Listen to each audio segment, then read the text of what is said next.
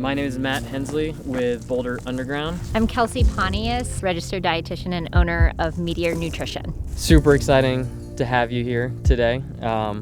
You've been doing this for a while, so I think I kind of want to start with, with the years of experience you have now and being an Olympic trials qualifier in the marathon. What are some of the common deficiencies you see with the runners that you work with? Yeah, I think the biggest thing is to consider that running places so many metabolic demands on us. So we're asking ourselves to do more than the average person. So that's not only going to put a higher need for those vitamins and minerals, but from energy overall.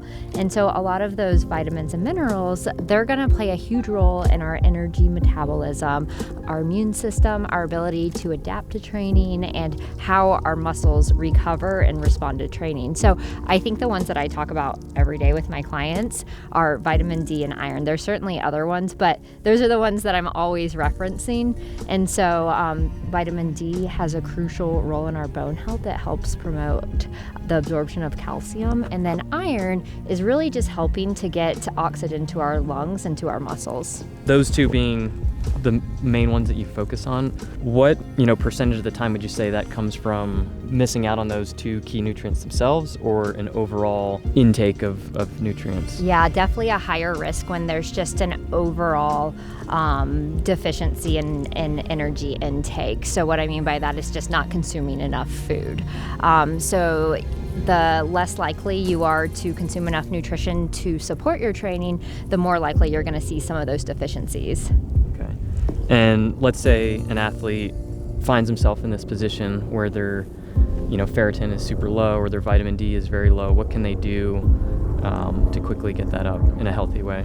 Yeah, I would definitely really refer to medical care providers or a registered dietitian, and they're going to be able to point you in the right direction. What's the most appropriate thing to do? Can we replete those values with food intake? Is it appropriate to use a supplement? Do we need a little bit more monitoring? If it's something like vitamin D, do we need more bone density monitoring and that kind of thing? So I definitely think that going to those two resources is your best bet. The marathon distance is obviously something you've been very successful at, and I know you work with a lot of athletes on nutrition in the marathon. I'm curious, when it comes to not only training for the marathon, but also within the race itself, what sort of guidelines or advice you give to those clients? It all comes down to if performance is your overall goal. During the training, it's super important to establish what's known as energy balance. So what that means is that you're consuming enough food to support your training. A lot of times people get really excited and they want to run faster. And so maybe they are like, if I could just get a little bit leaner or lose a little bit of weight.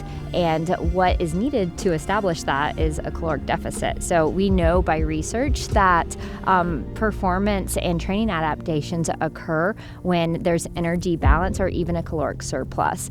So I hit on that a lot with athletes, really focusing on recovery, so you can recover from sessions but also get ready for your next session to get the maximum benefit from it. And then with racing, you really want to practice your race nutrition in your training. So there's no race day surprises.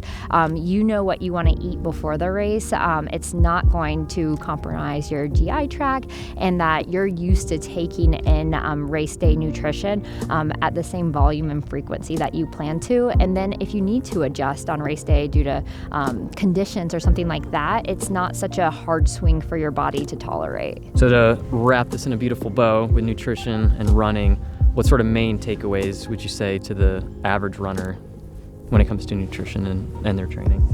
Yeah, so I think that the thing to consider is that energy is all based on the ability for your body to produce ATP. And so the more that we're moving, the more demands we're placing on our body. Every muscle contraction requires this molecule of energy called ATP. So the more we're training, the more molecules we need. And so really the rate limiting fuel truly is nutrition. Patrick said a funny thing the other day. I was talking about So Britt, what do you think some of your biggest challenges with nutrition and running were before we started working together? I had a lot of them. I think mainly was trying to decide the the correct amount of macro Yep. nutrients to eat. Where like in the past before we worked together, I was just about consuming everything. So cakes, breads, and mainly in my head carbs, because everybody thinks, oh, you need carbs if you're a runner. So I would just eat breads, bagels, muffins. I mean everything that was a carb. I mean, it's in my bio. Like I have to have the carbs. And then when we worked together, I learned it's not just about the carb intake or the calories that you're hitting. It's about how the carbs and the protein works together. And I think you remember a few months ago, after a long run, this was after we worked together, but I keep coming back to you. After a long run, I was feeling really just tired and dead. I felt like I couldn't really make it through. And Aaron had mentioned, maybe it's a protein intake thing. And I thought, I remember I got home, I texted you, and I was like, do you think it's the protein that I'm lacking? I ate a ton of potatoes last night. And you said, absolutely. I was like, okay. I remember I made eggs that day, and within 2 weeks, with the next 2 weeks, I was just consuming a ton of protein. And I remember we went back to Magnolia Road, and I felt unstoppable. And that's how I knew, when I actually felt it, not just like learned it from somebody, that I was like, wow, this works. Because if anywhere is going to show your weakness, it will be Magnolia Road. Yeah. And I just felt like a train, and that's how I knew, okay, this is working. And I mean, everything you've told me has worked, but that's where I actually felt it during the long run. That's so relatable, I think, because Matt and I were talking about the other day of how he says, I can't necessarily explain an exact pace for you or tell you how you should feel, but don't go too hard on your easy days and stuff like that until you feel the difference yourself, though. It's hard to take recommendations and then apply them and trust it. So, like, you really do have to feel the difference. Yes. So learning that, what do you think, gathering that, yes, it's calorie consumption, yes, it's carbohydrates, yes, it's protein, and all of these things that, amongst other things, work together so that your body can run really well and efficiently, and you can avoid illness and injury. How do you think your performance is now that you've put more of these pieces together? Oh, I think it's just taken off, and I can feel it, not even in terms of like one specific race, but I just feel like more on a week-to-week basis. I feel strong, healthy, and I think the word I've used most in the past several months is unstoppable. And it's not that I feel like I can just bust out 5-minute miles every single mile and get faster and faster. I just feel so strong and so sturdy to just keep going, and I know it's all nutrition.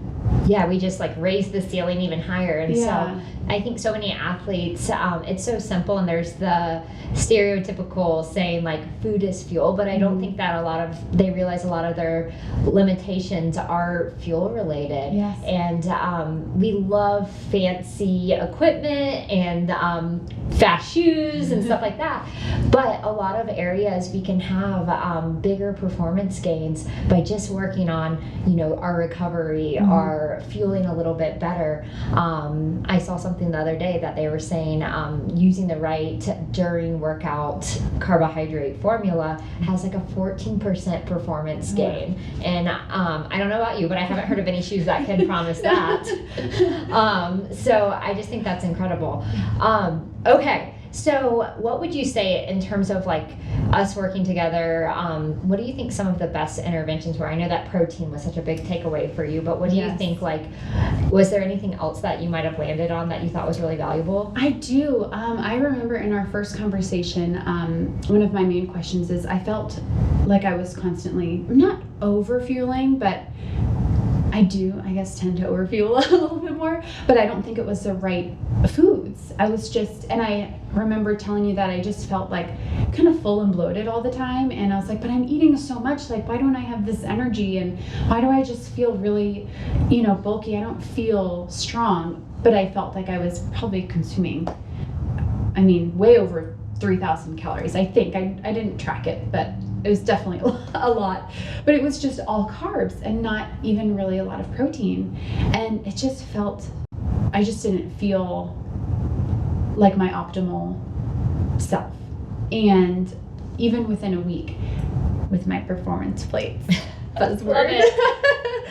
Even within a week, I was like, this is what it feels like. Wow. And I'm sure it was the same amount of calories. I mean, it looked about the same on my plate, but just having the different, even micronutrients. Yeah. Even putting more micronutrients on my plate, I just felt better. Yeah. And I know that helps to it. Like, you can't just eat 6-pack of muffins and be like, I'm carbo loading. Yeah, so understanding like the roles of the different Yeah. parts of the performance plate, Yeah, and that they all yeah. have like a little job. And so when you restrict one of them, or if you skimp out, whether it's intentional or unintentional, you're no longer getting the benefit of Yeah. like what that food group is. Yeah, and I thought, well, certainly I'm having 6 muffins, like, well, not 6, but you know, I didn't stop at 1. But like, certainly if I had that, I'm like, oh, I'm so fueled, like, You're yes. unstoppable. Yeah, yes. In another way, that I, you know, thought I could perform and be at my best, but I didn't have the knowledge to actually put that performance plate together and put real premium gasoline in my tank, not just, you know, regular. Yeah, you're a Ferrari. Yes. Got the horsepower. So what do you think, this is kind of something that I've been thinking that you do so beautifully. What do you think, like, if you had to give advice to like other moms that are running at a high level, but also they're feeding families and stuff like that, is there anything that like helps you be successful? Because so many of my followers or clients tell me, they're like, well, I would eat this way, but I have little kids. What would you say to them?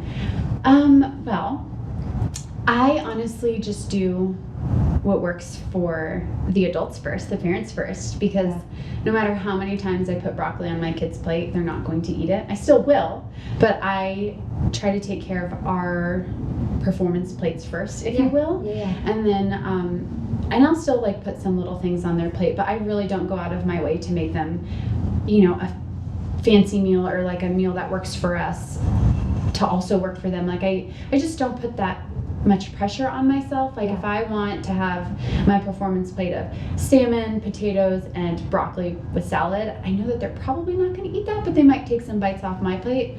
So if they want chicken nuggets, or if they want like a quesadilla that I can whip up in 30 seconds, it takes no time. Yeah. They're going to be fed, they're going to be happy, and if they want to take some of my salmon, they're curious. they will. Go for Yeah. it. They'll see us eat it. Yeah.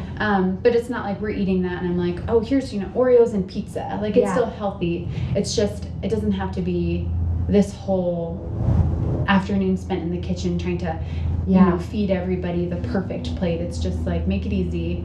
They can have chicken nuggets, macaroni and cheese, and I don't care. Yeah. They're happy. Carbs and protein. Yes. It's their own little performance plate. Right.